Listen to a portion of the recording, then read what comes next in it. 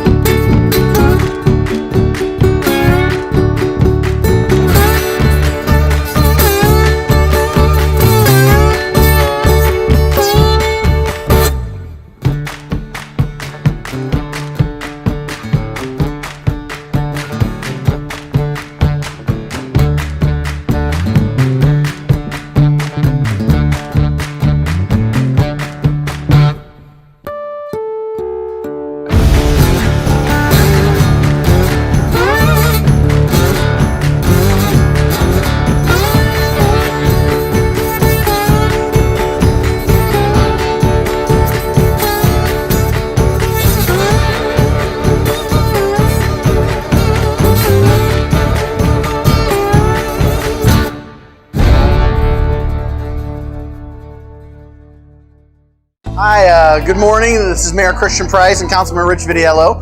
We are here at the grand opening of the new community center, which hosts a wing for the veterans and also a wing for the seniors, so a senior center, as well as a middle area that is a community center where all types of different things can be hosted, or either of those organizations can overflow into it. This is a very exciting day as the seniors have waited long and hard for a dedicated location where they could come and socialize and play cards and do things and have a location that was truly theirs. And so it's a very special day for them and for the veterans and really for the entire city of Maricopa.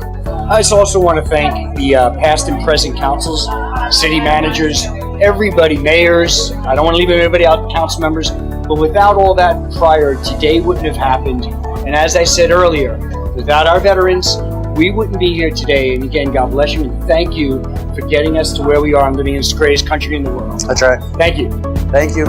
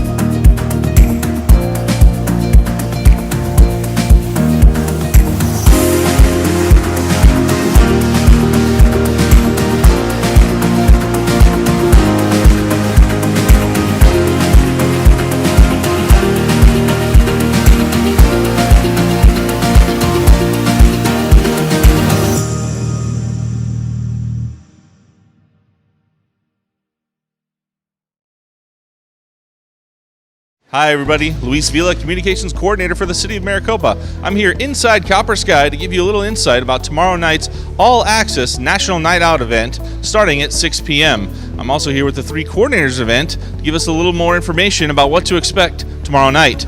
Here first with Recreation Supervisor Brandon Washington. Brandon, can you tell us a little bit more about the event? Yeah.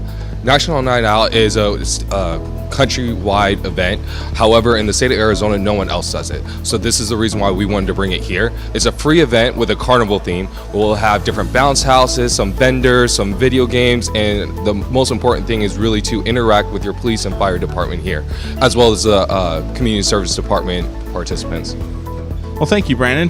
Next up, Battalion Chief Bobby Miller. Give us a little bit more about the public safety aspect of the event. Yeah, Bobby Miller, Battalion Chief, Maricopa Fire Medical. National Night Out is an excellent time to come out. We'll have fire apparatus. You can meet our first responders, our paramedics. We can learn about smoke detectors and exit drills in the home. It's just a great opportunity to meet your neighbors. And finally, we're speaking with Sergeant Kuzer. Sarge, who are you arresting tomorrow night? We are going to arrest absolutely nobody unless you have a warrant. Well, Sarge, please tell us why the community should come out to the event tomorrow night. Hey, tomorrow night's going to be a lot of fun. We've got dunk tanks, we've got all sorts of different games that the community can play. And what's great about this is that the neighbors, the neighborhoods, and all the different folks in the city of Maricopa are going to be able to come out, get to know each other, get to know the first responders. We've actually got live vests for those who are going to be dunked. And so I wanted to give this to Chief Bobby Miller there, make sure he stays safe. It's going to be a blast, and you guys have done a great job putting all this together. Brandon, everybody's just done a great job. We're excited to be here. And we're excited to host the event tomorrow night at 6 p.m. For more information, please visit maricopa-az.gov.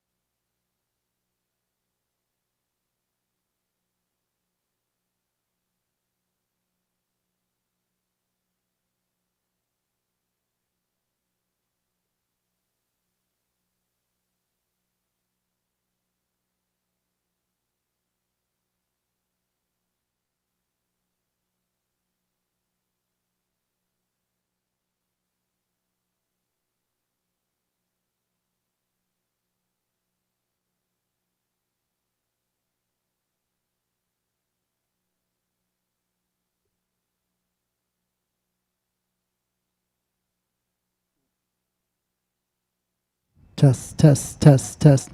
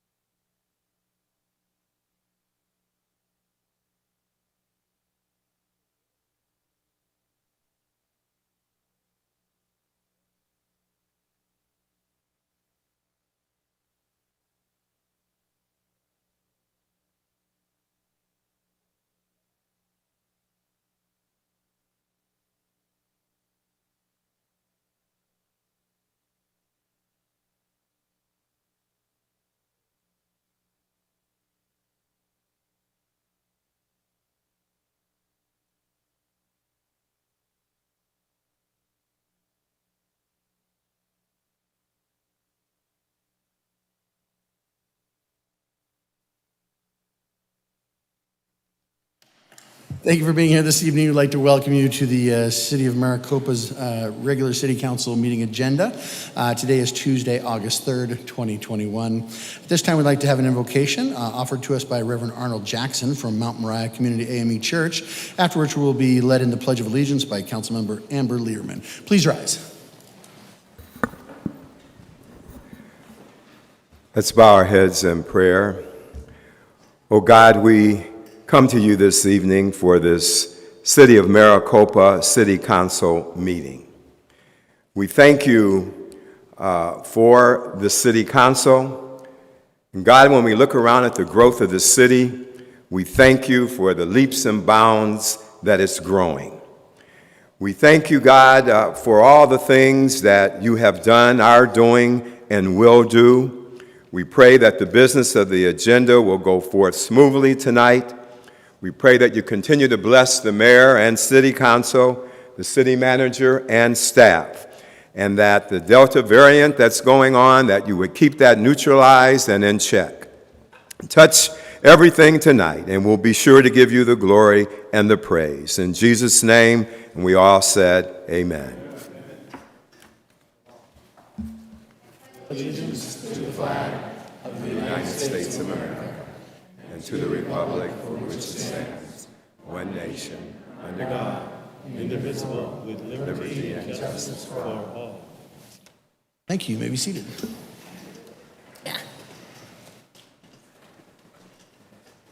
Okay, that'll take us to the roll call, please. Councilmember Learman, Councilmember Manfredi, Councilmember Marsh, Here. Councilmember Vidiello, Councilmember Wade, Vice Mayor Smith, Mayor Price. Here. Mr. Mayor, we have a quorum. Great, thank you. We have no proclamations, acknowledgments, and awards at this time. Those take us to reports from the mayor and city council. So, council, any reports at this time? We'll start with the vice mayor and move to Councilmember Marsh. Hi, just two things in the past couple of weeks. One that I'm really excited about, we began discussions on the teen hall that is usually led by Be Awesome and will be again led by Be Awesome, but the city is very much participating in preparation for that. And it's going to be exciting. They're going to be offering some great topics on being a parent of a teenager and teenagers and what they struggle with. And so as that begins to formulate even stronger, I'll make sure I bring that and the date and that information. But it's going to be very, very exciting. It's going to be held at our new library, which makes it even cooler because there's so much space there to just enjoy everything. And then many may talk about this, but last Saturday we opened up the community center. Oh my goodness, so fabulous. If you haven't been there yet, it's where the old library used to be, and we got to stop calling it that and start calling it the community center. But it houses also the senior center and the vet center and a wonderful space in the center called the community area. And I heard that a very fabulous musician went and checked it out and brought some vocals with them and some violinists, and they tested out the whole sound area within the community center, and they didn't hear a lot of echoing. They're like, oh my gosh, this is actually going to work. So it's a place to have a lot of different types of events, but in particular our performing arts need it badly, and they seemed well pleased with what they saw. And from what I heard, not even leaving with any request for adding anything. But I guess that could change in the future. But anyway, it's really exciting and new. So if you haven't checked that out, 9 to 4 from Monday and through Thursday, it's open just to come in and check out and ask any questions that you might have. So it was really an exciting day, really fun. We waited a long time for it, but we found a way to do it, and it's really pretty cool. So go check it out. Thanks. Thank you, Vice Mayor. Councilmember Marsh.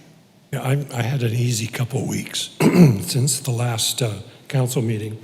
On July 22nd, I participated in the Pinal County Board of Adjustment meeting dealing with the old zoning code that we replaced here in Maricopa a couple of years ago. On the 24th, I participated in the ribbon cutting ceremony at the new community center. And I can second what Nancy said. I'm very excited about having a senior center, vet center, community center. We've been working on getting a brick and mortar senior center here for several years, and now it's real. On the 28th, I attended the Arizona Department of Water Resources meeting, and there are some difficulties coming on the CAP side of the water supply to the state, but Maricopa is not dependent on the Central Arizona Project water. So we're kind of in a good place water-wise. On the 29th, I attended the Morning Scoop. They gave us a summary of the election legislation that passed, and it does make sense. And it could be better, but it could have been a lot worse. I think that the next election will be transparent and safe and secure. And that's about it. Thank you, Councilmember. Yes, Councilmember Wade. Thank you, Mr. Mayor. Good evening, everyone. Just wanted to mention a couple of items as well. On the 31st, I was able to participate in what's billed as the biggest Maricopa cleanup in the history of Maricopa. And it probably was because I saw cleanup crews throughout the city picking up things along the way. I work with the community services folks because they got the best director in the house, so I wanted to hang out with those guys.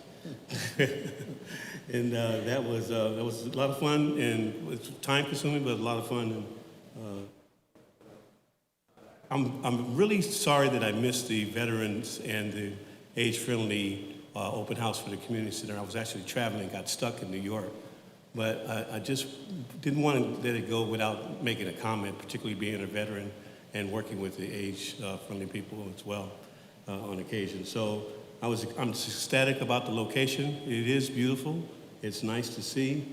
I believe that the folks that had been wanting to see something like this for a long time would include former Vice Mayor Brown and others throughout, as well as the current heroes like Joan Kozar, the folks that have put all they can and effort into that center.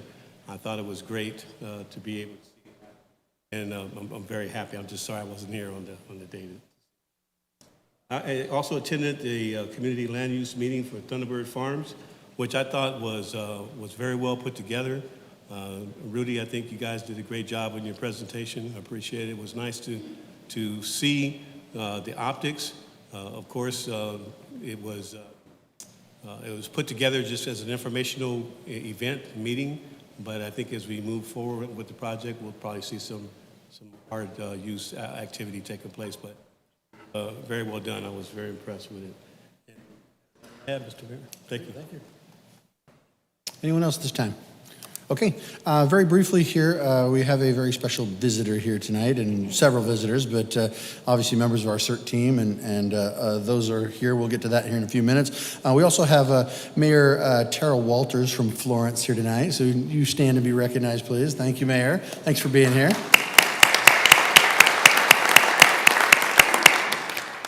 And then, last but not least, just kind of give you some information. Today had a very successful and progressive meeting on the first knowledge of where we are at. After 3 long and painful years, we have reached a conclusion for the 347 scoping study.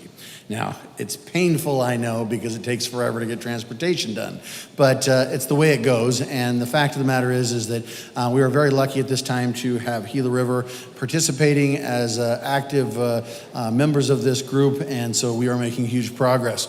With that, we have reached, again, some very initial 30,000-foot level things that while most of us in the audience might say, yeah, we knew that, but the fact of the matter is you have to boil it down to a minuscule level by which you can say this option takes this much land, and this is where you're going to design it, and this is how it's going to be engineered, and this is what it's going to cost, and then you have to find the money for that.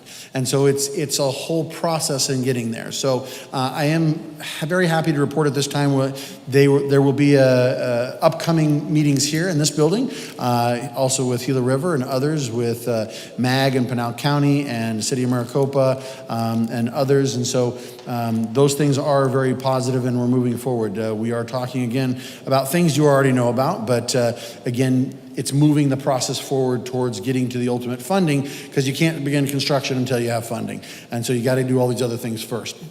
But I just want to talk about, again, it's like we've been saying since the beginning, it is a 3-phase fix. You're talking about widening, so it would be much like a 6-lane or 3 lanes in each direction parkway concept.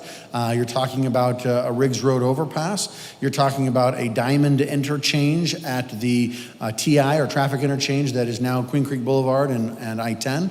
And so what that does is it allows for basically no stopping at a left-hand turn light. You just merge into another lane that takes you onto what seems like, if you're in Britain, all of a sudden you're driving on the left side of the road, and now you're merging into the left. And Peter knows what I'm talking about. But that is something that is a big deal, and so it will help move traffic at all of these choke points. So while we have a long ways to go, it is a huge step in the right direction. And like I said, right now we are already figuring out ways in which we can get federal grants as well as local grants. Every dollar towards the funding will help, but this is a massive project. We are looking somewhere in the neighborhood, again, initially estimated by today's dollars, somewhere in the neighborhood of $175 to $250 million. That is not an easy lift by any stretch of the word. So if you all have nothing to do on Saturdays, I suggest starting a bunch of bake sales because we're gonna need all the help we can get. But again, we are moving in the right direction. So watch for more on that as we approach in the future days. So that concludes our report from the Mayor and City Council. That'll take us to a report from the City Manager. Nothing at this time. Thank you, City Manager. And that'll take us to the call to the public. First up, I do have a speaker card, and then I know we have a few that are going to speak as well. So first speaker card I have is, and I have it as Van and Susan Pellerin, is that correct? Please come forward. Just give us your name and for the record, and we'll give you 3 minutes each, okay? Susan Pellerin. I'm Van Pellerin. This is my wife, Susan. We have 10 acres off of McDavid near the development of the Hoganess Farms. Can I approach with these papers? Absolutely, please.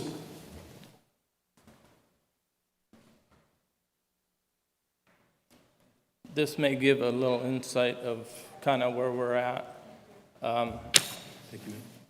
Our property is located north on McDavid and then just east of the green wash alignment. Okay. And also you'll see a survey as well back there. Susan's gonna ask some questions. The first thing we wanted to know was that in the general plan map of the development, that first page, east of the green alignment wash, where our property is located, it looks like it's highlighted in red. I just want to know if it's highlighted in red and what the legend description of red means. Say that again. In the general plan map of the development, east of the green alignment wash, that's where our property is located, and it looks like it might be highlighted in red. And I just want to know if it isn't highlighted in red and what the legend description of red means. Probably the developer would have to answer that question. Yeah, that's probably going to be more of a development services question. And just so you know, unfortunately, from a legal perspective, we're not allowed to answer questions as a body if it's not agendized, because it has to be a 24-hour notice according to state law. Oh. So we certainly want to be able to get your questions answered, though. So we want to redirect those questions to members of our staff, to your city attorney, to the general plan. And what's that? So, and that's our city manager. So we want to make sure that your stuff is answered. So you want me just to ask? If you'll just please kind of tell us what's on your mind, Okay. and then, maybe ask some of those questions that you'd like to have answered, and then we'll make sure that you get them answered. Okay. The concern I have is that I'm just worried that there's what the retention areas are for the development, whether they're going to all go into the wash and how much pressure and water that's going to overflow into my property, which is right next to the wash on the other side, on the east side. I want to know that. I'm worried about that because it looks like there's no retention areas in the development. I mean, there could be, but I don't see any. So it looks like all the water is going to go in the wash, and it goes right next to our property. Okay. And I don't want my property to be devalued any more than it already is. But and the reason why, one of the reasons it's been devalued is because I have no access to my property at all. It's the road that we always continued to go on has now been blocked by the recycling plant, and my husband talked to the city planner, and he said that the wash has swallowed up our access road, which is a public road, but established in 1922. Okay, so anyways, I'll go on to the next thing. So if there's no retention areas within the pad, then I just want to know how, the wash is and what it will do to affect our property. Go ahead, real fast. As you can see, there is a recorded road, and it was dated back in 1922, I believe it is. And it states that there is a public road. We're being blocked. We have no access. We need access to our property. But back to, let me go back. So you have that paperwork showing that we have a public road, but the public road has been, according to the city planner, has been swallowed by the wash. Also, there's section lines on that last page before you see our survey. So there's section lines here stating that this road is recorded. And there's 33 feet. We can't get to our property. Okay. So another thing we're concerned about is the traffic flow. You want to go on? On the last page is a copy of our survey. It's downsized. You can see there's 33 feet of Pinal County roadway easement per docket. It spells out the docket. The previous pages spell out the docket and the page number. We need access to our property. Okay. We're concerned about, with the Hoganess Farms, if the drainage is redirected and it affects our property, because we're within the green wash alignment. So that's one of our major concerns. And also traffic. if Green Road is on the other side of the wash now, I'm thinking of a proposal of bridging the wash to gain access to that Green Road so we can access that if we can't unblock the road from McDavid. That we've always traveled on. And her mother had owned this property for 35 to 40 years. I've driven down this road before. I know the road. It's a dirt road. And the Hoganist family knows our family too. Yeah, and we want to see their project take off. Absolutely. Okay. So Are there we've any seen other a lot of changes and within Maricopa. We and appreciate you've done a those great changes. job. We appreciate it. We appreciate you, but we also worry about the traffic too. Just Absolutely. So, are there any other concerns that you didn't get a chance to express, please? Honeycutt. What congestion is this going to cause to Honeycutt, the road off Honeycutt, if there's not a plan of crossing the railroad track or bridging the railroad track? And again, we can't really answer questions, That's but fine. All right. there is a plan. We don't have our attorneys. Absolutely. Okay. So right in the back, if you'll raise your hands, guys back there, Rick and Rodolfo, et cetera. We've already. We want to make sure that they get, and they can help kind of tell you what all the plans are, how the traffic flow is going to work, where the wash water is going to go, all that stuff. And then again, by voicing these concerns, it's really helpful to us and to them, because this, obviously nothing's been built yet. All these issues can be raised and can be identified and hopefully structured around so that everybody is a win-win. That's why we'd like to bring this to light. Yeah. Awesome. Our main concern is our access. But, Absolutely. okay. Thanks, Thank you guys. so much for being here. Yeah, right there. Thank you very much. All right. At this time, I don't have any more speaker cards per se. I'd like to invite up the public if you have something you'd like to present. I know Eddie and Fire had some things, so why don't you guys come up?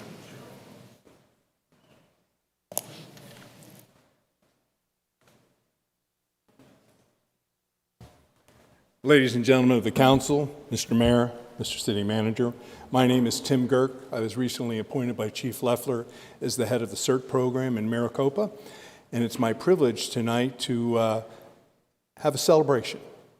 The CERTs, as you know, has been in Maricopa since 2012. Former councilperson Peg Chapos helped get this started with a couple who came from out of town. And the way CERTs works is the CERT starts in a city and it goes to another city, and there are now 39 CERTs teams in the state of Arizona. In every county and tribal land, we have over 700 members. We are under the FEMA and Homeland Security Department. We have volunteers tonight at Copper Sky. We have a 24/7 rehab team on standby, and we participated in the vaccination back in March, dedicating thousands of hours along with Florence and Oracle, and we vaccinated and helped vaccinate over 12,000 of our city's citizens in Pinal County.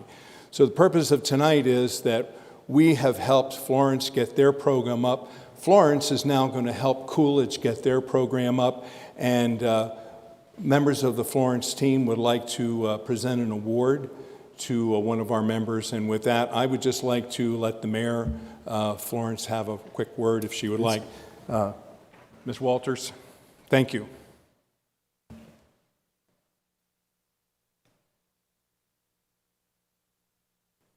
Mayor, Vice Mayor, Council, I want to say thank you for your partnership with the CERT program. As of the 14th, we will be graduating our third CERT class, and we very much appreciate and value the program and resources that you have contributed and allowed our community to grow from. With that, I would like to call forward our interim fire chief, Jim Walter.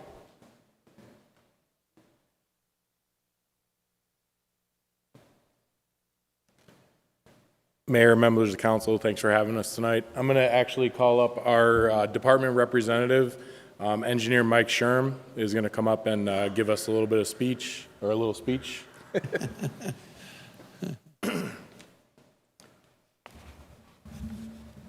Good evening, Mr. Mayor, Madam Vice Mayor, council members. Thank you for allowing me this time before you this evening to basically call to your attention a remarkable member of your community. First off, my name is Mike Sherm. If you haven't noticed by the uniform, I do work for the Florence Fire Department, but I'm also the program director for Florence CERT. In 2018, I was at that time I was voluntold, which is a term we use in the fire service, to assess how we could start a CERT team in the town of Florence. And like many members of the community, I really wasn't knowledgeable about the program. I reached out to Pinell County EOC and was directed to Maricopa, that was the flagship of Pinell County. During those first conversations, I met the man that I wish to recognize this evening because it was your CERT leadership that brought the trailer out to Florence and allowed our prospective members to walk through it and to get a better understanding through communication with your leadership of the CERT to understand what they were going to get involved in. And I was a part of that first class because I didn't know what I was getting involved in as well. But this individual answered innumerable amount of questions that I had asked and then that I re-asked and then finally asked again for answers to. We've, like the mayor said, we are going to graduate our third class. Last year in March, we graduated our second class, and we were just over 50 members of the team, and they all wanted to give an award. So this award has actually been sitting in my desk drawer for a little over a year now, because unfortunately had a little hiccup in 2020. But we're here today, myself, Interim Fire Chief Jim Walter, Town Mayor Tara Walter, and the senior staff of the CERT team, basically to recognize Dave Hudson for his outstanding service.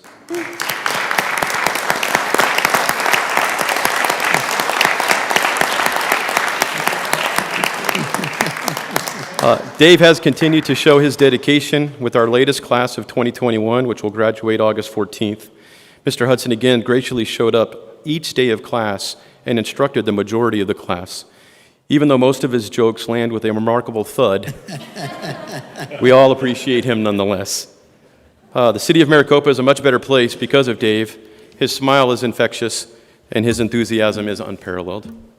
At this time, we'd like to present Mr. Hudson with the plaque from the Florence CERT team in appreciation of your support of Florence CERT. Thank you, sir.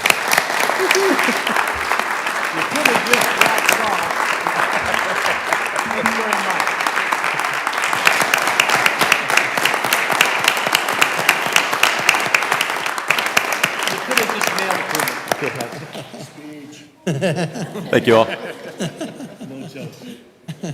Yes.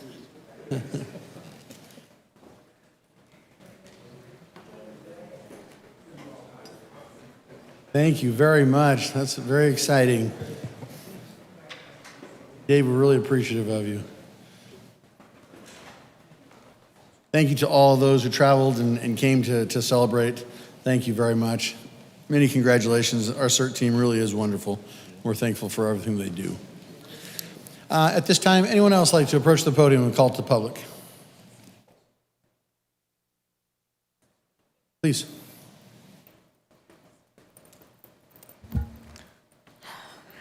Good evening, Mayor, Vice Mayor, and council members. Surely you must know how I care about this city and I care about our children, and I'll continue to come to these meetings and share with you the life experiences and where I go in our city and what I experience. And you know, it's looking really good in this city, and I thank you for the things that you're doing. I really, really like it. I'm enjoying it. But I will continue to fight that good fight of faith. My name is Christine Bellinger. I am an evangelical Christian. And so I look through the scope of those eyes that I've been called to. And so with that, I will bring more books to you. And I know I'm just watching that clock. Okay, I'll try to be organized. I want to tell you about my experience. A couple weeks ago, there was a young lady on the corner. It was very, very hot. She looked like in her mid-teens. She was disoriented. I rolled my window down. It was an unusual sight. She was African American, well, I don't know American, but African descent. She had the gentle features like the Ethiopian group has. Beautiful little girl. And I could tell that she was in distress. I asked if I could help her, but she couldn't communicate, so I dialed 911. Our dispatchers answered, and quickly a cruiser was out there, and I was very grateful. But the first thing that came to my mind was child trafficking. That's the number one thing that comes to my mind, because I watch and I see and I listen. And so, that concerns me. Recently, I read about the dog door break-in. That was released a couple hours ago. So I know that not a whole lot of Maricopans attend the meeting, as you can see. But I come here today to share this because some are watching on the site. So I want to share that. And recently, I was very disheartened. I'm saddened to repeat this news because not everyone knows that a junior high teacher from Maricopa Wells was arrested for molestation, abusing his students, so he was arrested. I say these things to you because you know how I feel about the books at our city library. I still don't know what's at the school. I still have to meet with some of the people over there, the superintendent, and just view some of the social studies there for all grade levels. So I want to share also what I watch and I hear about the illegal crossings of the border. Now, I've heard that over 1 million crossings have happened.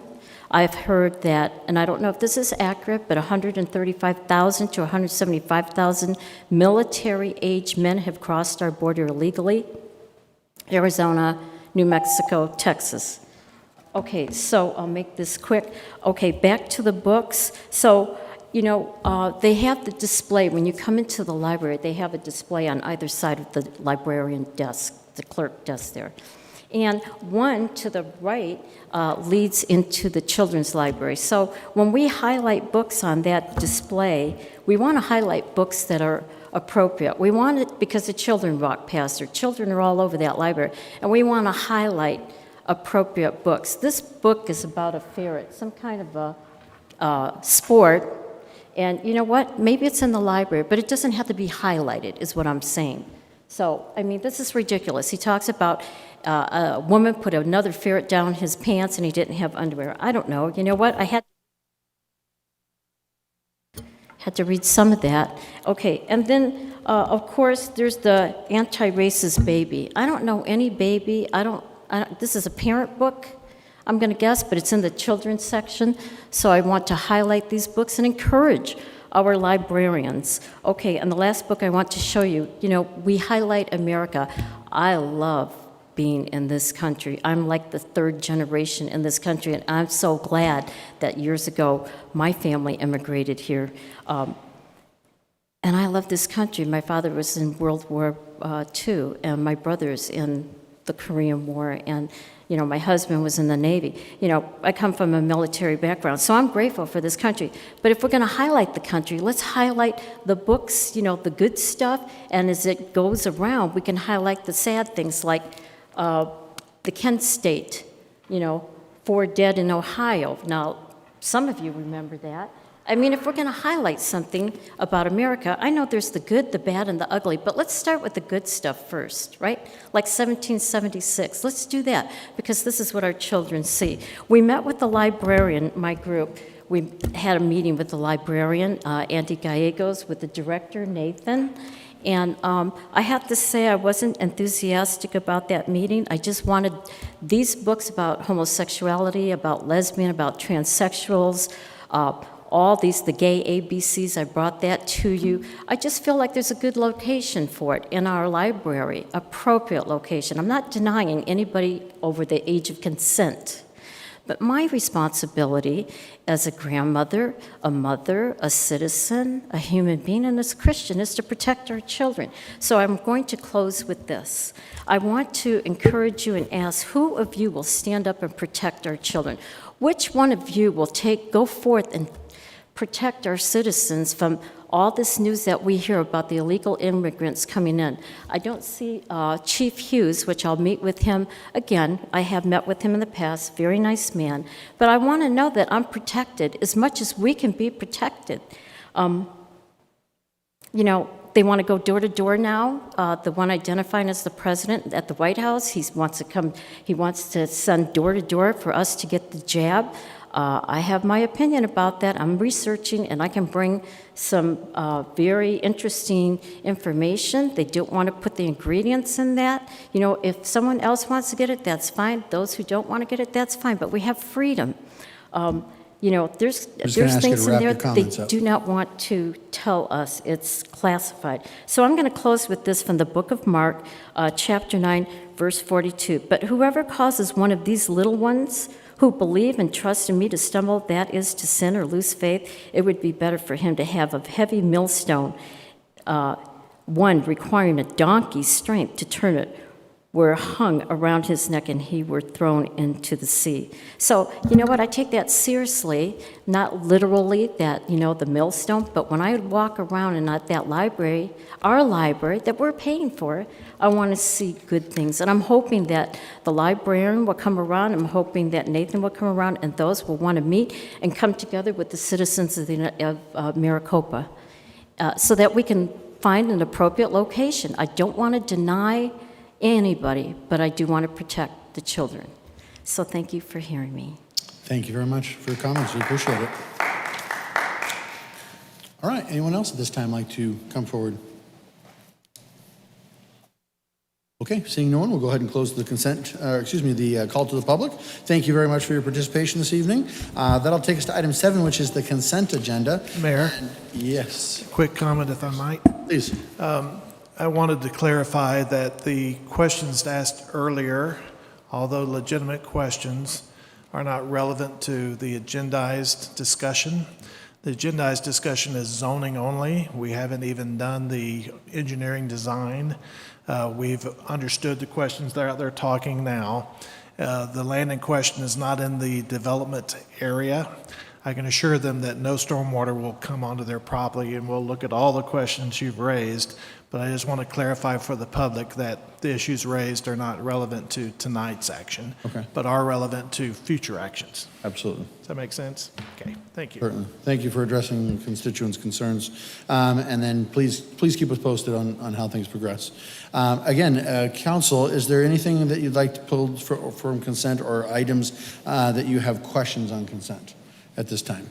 Okay, seeing none now, Council, speaking with the city clerk here, we have 3 ordinances on here. As you know, I need to read those before we can pass consent. But at the same time, I do have a speaker card for an item on consent. So with your permission, I'm going to go ahead and pull 7.3 temporarily so that this item can be spoken on first, and then we'll go from there. So please let me read it. It's Ordinance 21-13.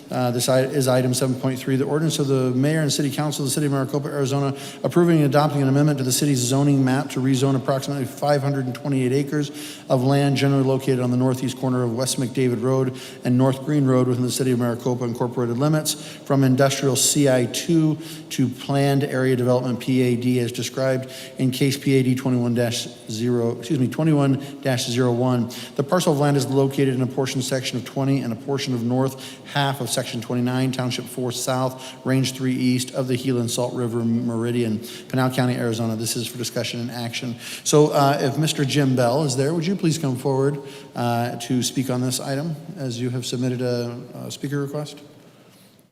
Jim Bell, are you there? Okay. I guess we are not seeing Mr. Jim Bell. He did submit a card, but certainly. Yes, sir, do you have a...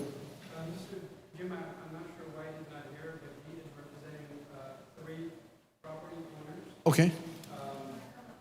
Yeah, why don't you come up to the microphone?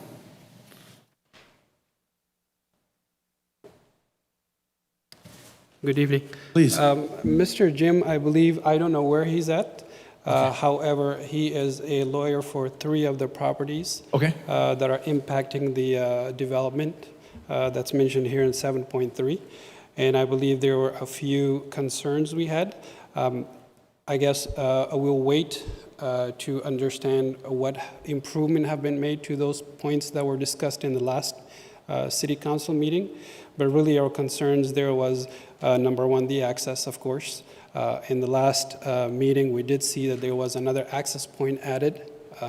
We own about 160 acres, the three owners, myself, Diane, and the Butts family. We own 160 acres all around. So there's right now only one access point, and we want to make sure that there are sufficient access points for the future, for the traffic and all of those. Number two, our colleague spoke earlier about the water that is being redirected. We have a concern about that. From what we heard from previous meeting, there was sufficient amount of water that was going to be redirected where our property is, and there's a very small channel right now. There's not a whole lot of water going through that, and we want to make sure that there's no water directed to where it's not supposed to. Number three was the zoning.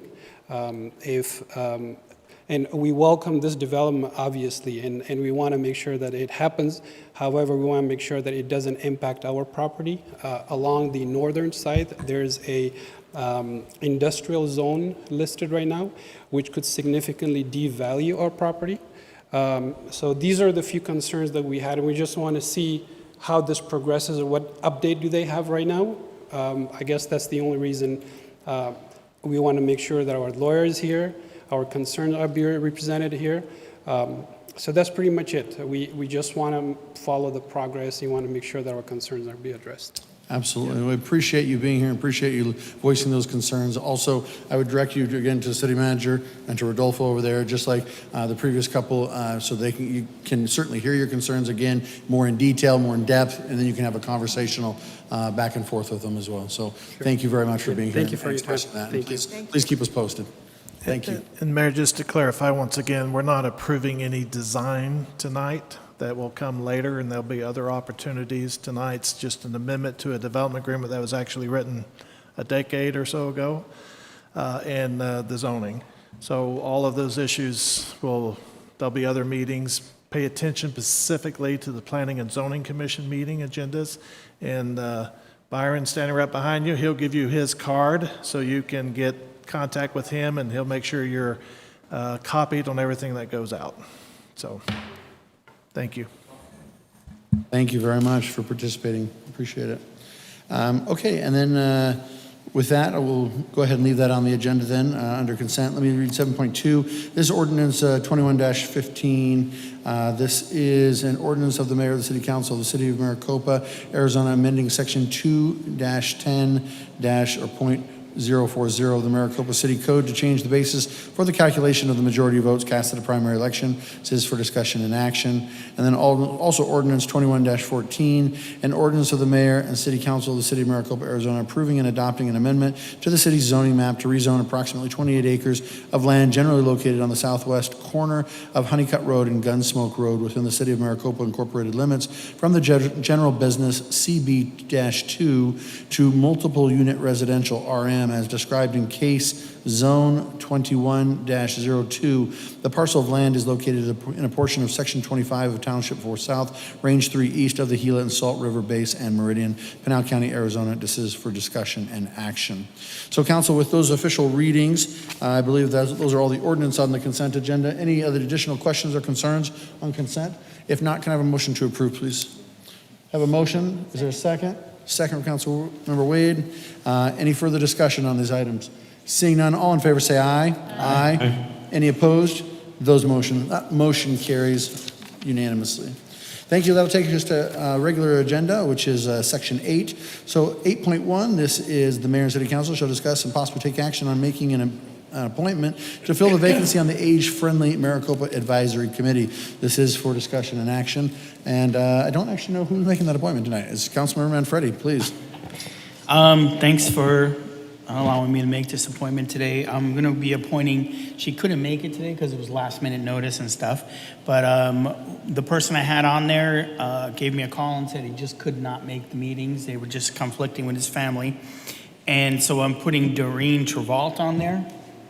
Doreen has served us before on Parks and Rec, and she had to resign due to personal issues, but she's back and ready and in great health and ready to work. Great. So the recommendation at this time is Ms. Doreen DeVault. Is there any concerns? If not, can I have a motion, please? If there's a motion, is there a second? And a second to appoint Ms. DeVault. And it is Travault, right? DeVault. Okay, DeVault. Apologies. There's a motion and a second. Any further discussion on this? Seeing none, all in favor say aye. Aye. Any opposed? That motion carries. Thank you, Doreen, for your service. We appreciate it. And 8.2, this is the mayor and city council shall hear a presentation related to Copper Sky development. This is for discussion only tonight. Turn it over to the city manager. Thank you, Mayor and Council. Tonight you took action to sell 2 pieces of property. One of them was 4 acres on the northeast corner of 347. You remember we bought that land a little over a year ago to make sure it wasn't piecemealed in development. It was not and is not part of the Copper Sky project itself. And approximately 6 weeks ago, we approved selling 4 acres for a new hospital. And you may remember that. So they came back and asked for the 4 acres right next to it tonight. And this original hospital is a 25 to 120 beds, a surgery center, ambulatory surgery, cath lab, medical offices, and services of approximately 100 and 250,000 square feet. Now, that was the description we provided 6 weeks ago, and that's the description we provide tonight as we wait for the developer to present more details. And you will recall that any land purchase, there's a due diligence period by which they begin to do their due diligence and begin to bring their project into more focus going forward. Well, tonight, they did allow us this sketch, and I don't think this pointer will work up there, but the lower portion is the hospital part that was mentioned 6 weeks ago, and the parking garage. The pieces around the perimeter include a hotel and a condo area. Now, the condo area is designed for sales to the public, but also to provide residences for people who might be guests and visitors of people in the hospital. It might be for doctors and surgeons who may be coming in to do surgery for a day and spend the night and then go home. Because all of these surgeons don't stay here. They'll come in and book those type of things. So this, and I want to stress to particularly our media out here that this is a concept drawing. This is not necessarily what it will look like at the end of the day, but just a concept. It's my understanding they're working on finalizing concepts and plan to have a bigger announcement in the very near future. The second parcel we talked about came out of our futures planning, which was conducted last January.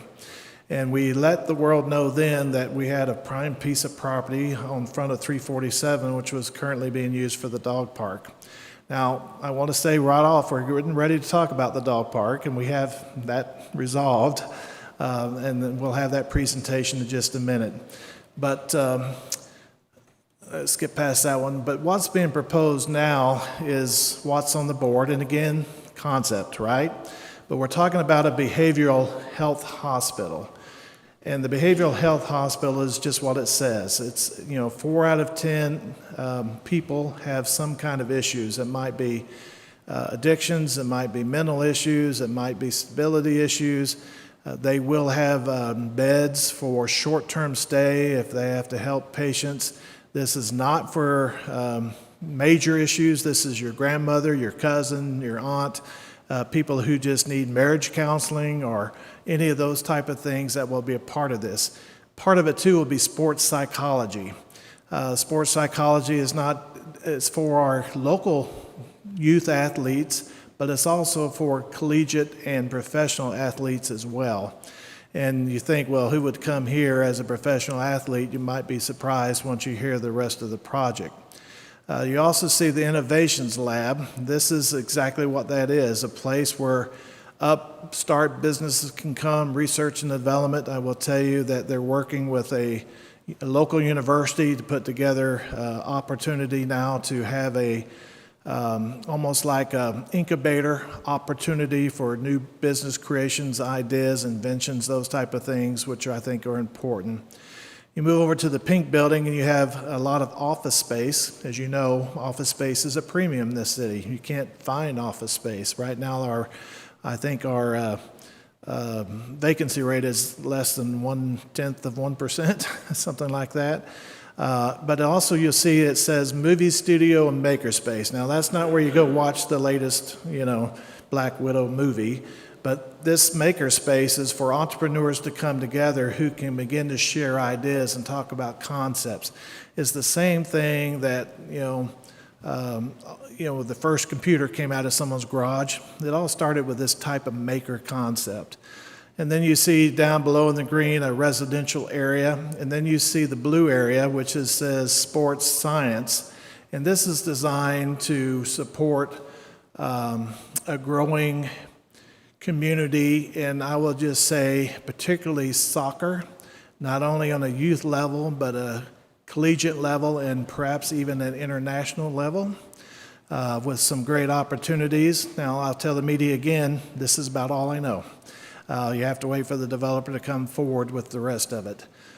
So what we're looking at there is research labs, behavioral health with sports psychology, academic classrooms, fitness centers, cafeterias, rent-own condo apartments, approximately 350 units of film production studio integrated with maker shop, as well as necessary improvements, including but not limited to parking. So with that, I would like to invite Nathan Olia to come up and talk to us about how we are going to make sure we protect and take care of our dogs. I'd throw it to you, but I know you'd miss, so.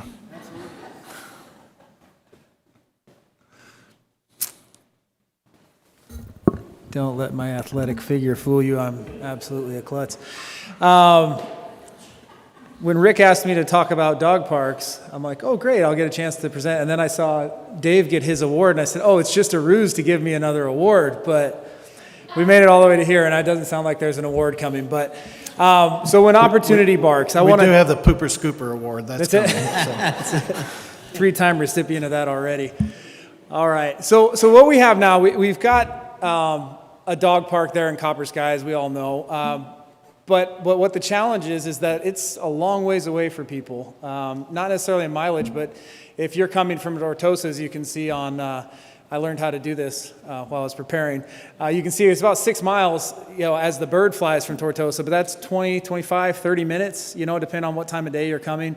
It's a long way to come. So, and 4 miles to the north side of town. So it's a long ways and a lot of time, and discouraging for dog owners to make that trip to the, basically current southwest of our community. So it's a long way. So I wanted to show you that, with the idea that this is not a reactive measure. This is what we've been thinking about and talking about for over 1.5 years, 2 years. I thought Rick was going to shoot me down right away, but I said, what if we could take these parks to the community and not build them necessarily in our parks where you'd have to drive to, but what if we can put them in a place where people can walk to within their own community? So with that, we look at this as an opportunity. So when opportunity barks.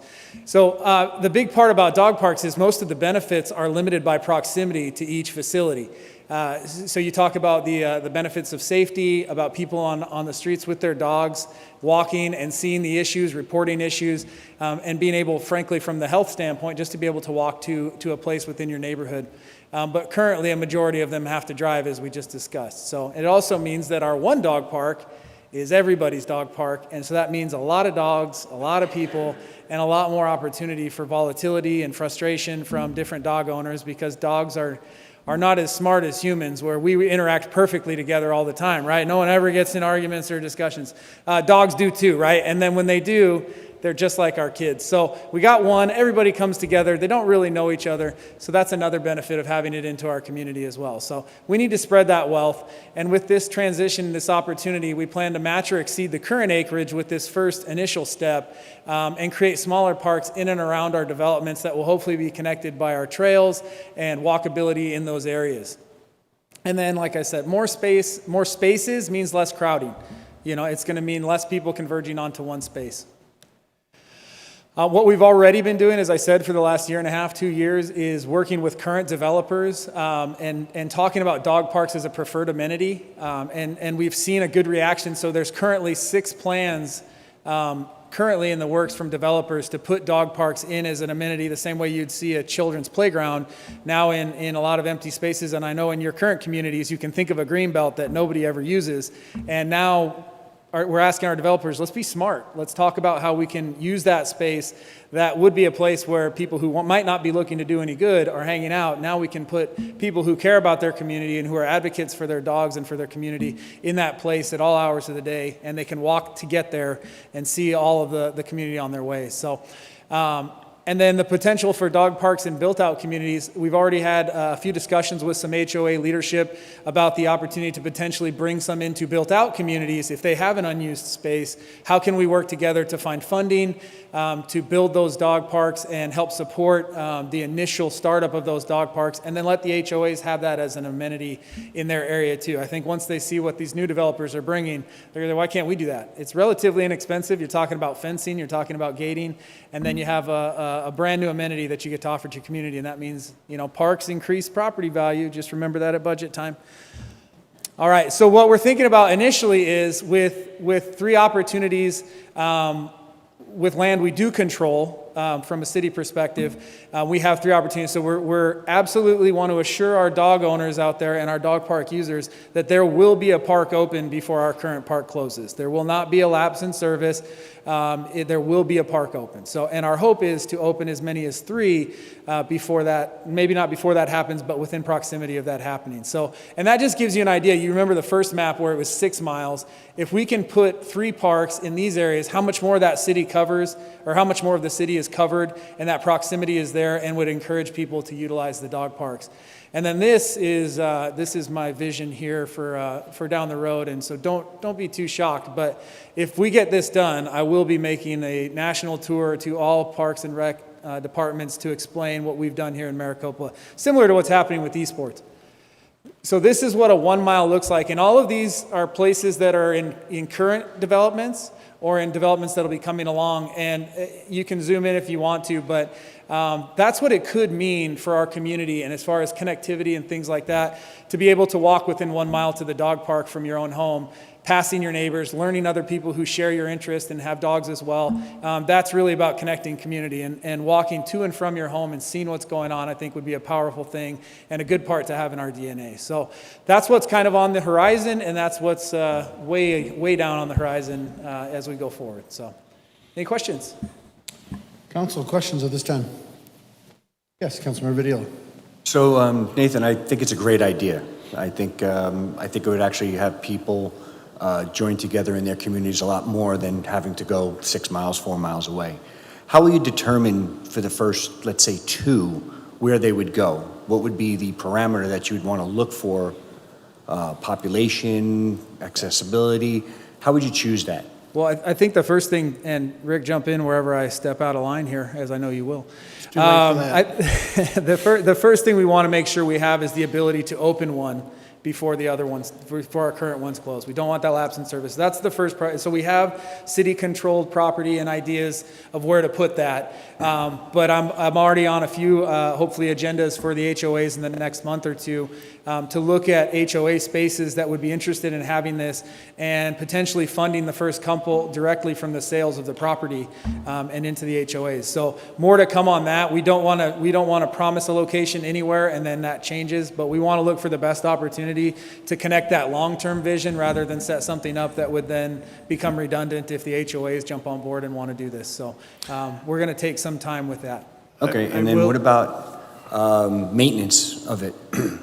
So, well, ideally, long-term, these would be maintained as HOA facilities, right? And it's not much more work, it's not much more risk than you would consider a kid's playground or a pool. I mean, a lot of the HOAs have pools. There's a lot more risk in pools than there is in dog parks. So, Would the insurances go up for those communities? I don't know that. I don't know that answer. I think it'd be up to each individual one. I'm sure if an insurance company could figure out a way, they'll probably find a way to raise it. But I don't think it would be any more than any other amenity being added. So I think Rick had a...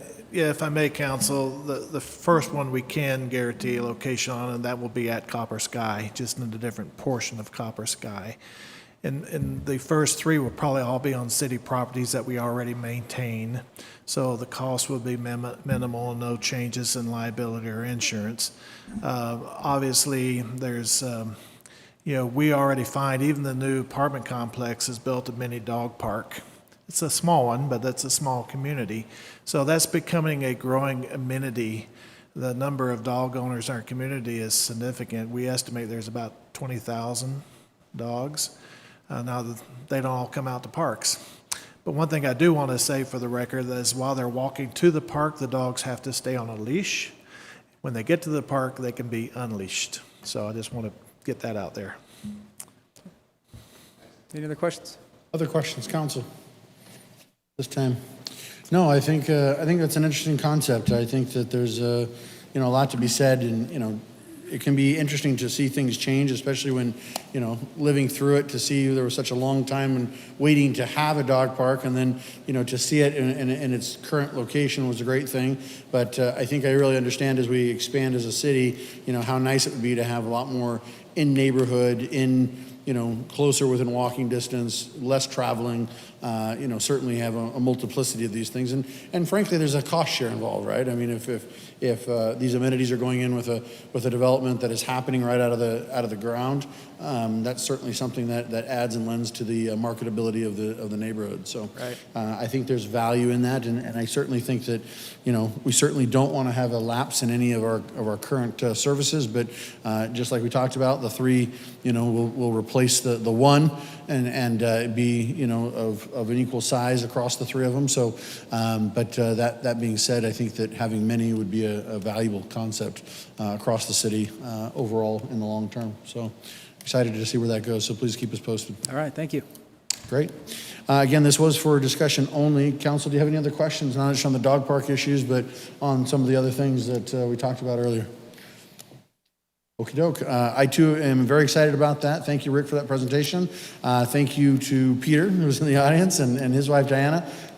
There's lots more to come from the sports side, and I'm very excited about where things are going here. So I'm excited to see the business side of Maricopa starting to blossom, and with that comes tourism and lots of other things that, some days you have to imagine that they're going to come and believe that they will and work towards it, and before you know it, they're here. So with that, thank you very much, Council, for your participation this evening, also to the audience. That will conclude our agenda for this evening, and we will stand adjourned for roughly 2 weeks. So with that, can I have a motion to adjourn, please? A motion, is there a second? And a second. All in favor say aye. Aye. Any opposed? Motion carries. Thanks, we'll see you in 2 weeks.